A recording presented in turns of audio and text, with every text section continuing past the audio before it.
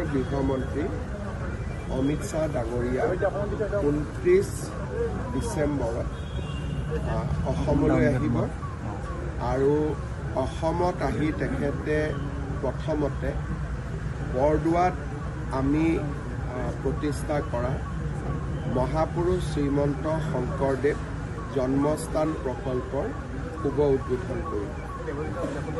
তাৰ পিছত সন্ধিয়া তেখেতে গুৱাহাটীৰ পুলিচ আয়ুক্তৰ নৱনিৰ্মিত এই ভৱনটি শুভ উদ্বোধন কৰিব আৰু নতুন ক্ৰিমিনেল আইন প্ৰণয়নৰ ওপৰত অসমে গ্ৰহণ কৰা ব্যৱস্থাৰ সম্পৰ্কত এখন এক্সিবিশ্যন তেখেতে চাব।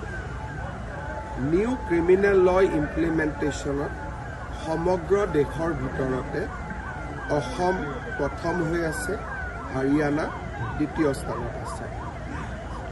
আমি অসমত কৰা কামবিলাক নিউ ক্ৰিমিনেল ল ইমপ্লিমেণ্টেশ্যন গৃহমন্ত্ৰী ডাঙৰীয়াক আমি দেখুৱাম আৰু তাৰ পিছত গুৱাহাটীত আমি যে CCTV প্ৰজেক্ট লৈছিলোঁ ছাৰ্ভিলেঞ্চৰ কাৰণে, সি এতিয়া সম্পূৰ্ণ হৈ উঠিছে। 4th ফ্ল'ৰত তাৰ কামাণ্ড চেণ্টাৰ আছে। আমি আপোনালোকক 28 তাৰিখে দেখুৱাব যত্ন কৰিম। সেই ইণ্টিগ্ৰেটেড কামাণ্ড এণ্ড কণ্ট্ৰল চেণ্টাৰটো গৃহমন্ত্ৰী ডাঙৰীয়াই উদ্বোধন কৰিব। গুৱাহাটী সেই বিশেষ মহানগৰসমূহৰ ভিতৰত অন্তৰ্ভুক্ত হ'ব য'ত নেকি CCTVয়ে মহানগৰৰ গুৰুত্বপূৰ্ণ অঞ্চলসমূহ নিৰীক্ষণ কৰিব।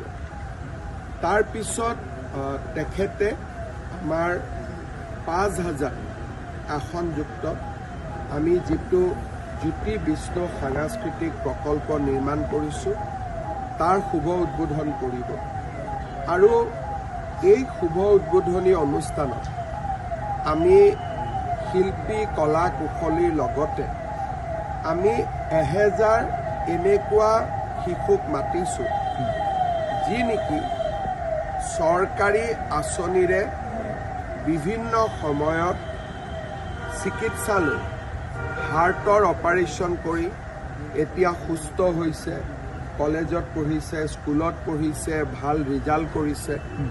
তেনেকুৱা 1000 ল'ৰা ছোৱালীয়ে সেই অনুষ্ঠানত আমাৰ লগত যোগদান কৰিব।